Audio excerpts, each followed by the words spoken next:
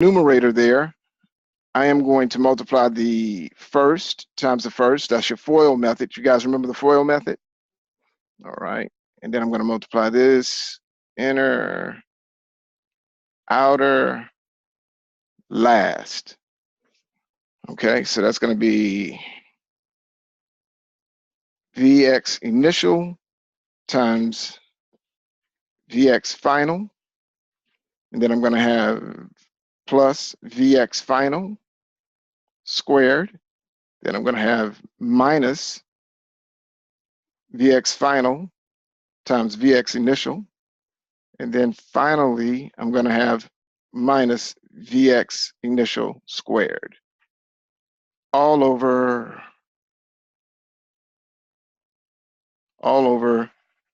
2ax. So there's some things that's going to go away. This is going to go away. This will go away with, oh my gosh, come on, man. It's not giving it to me. This piece, all right, so the Vx naught and the Vxf, they're going to go away. These two pieces. Y'all see why? All right. So that means we end up with the following.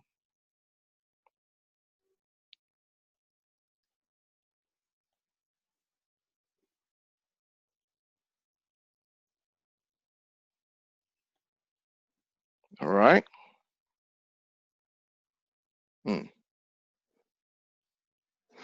So what does that amount to? That's going to amount to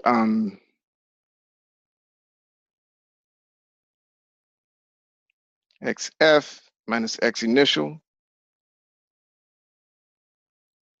equals to the initial velocity, no, not the initial velocity, but the final velocity squared minus the initial velocity squared, all divided by 2a. All right.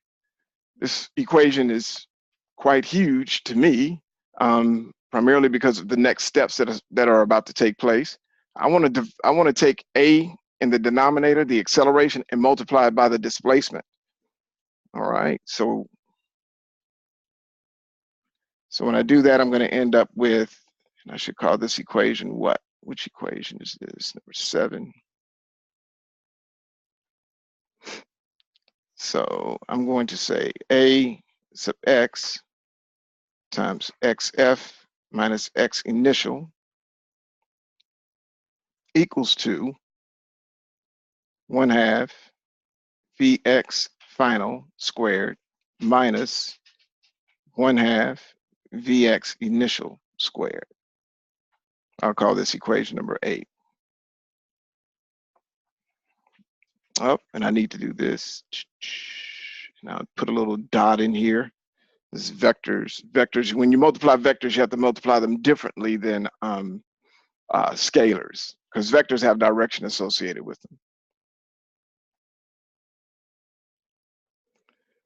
So if I take this equation and multiply this equation all the way through by mass, m,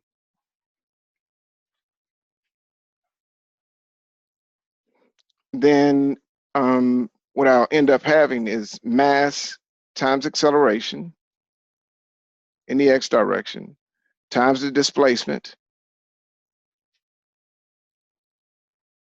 which I'll just write as delta x now.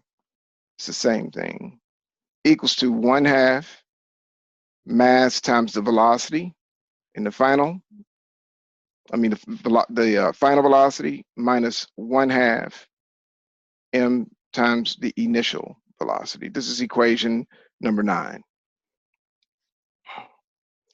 So what's huge here are several things. And the first thing that I'm going to define will be the following, and that's going to be mass times acceleration. So mass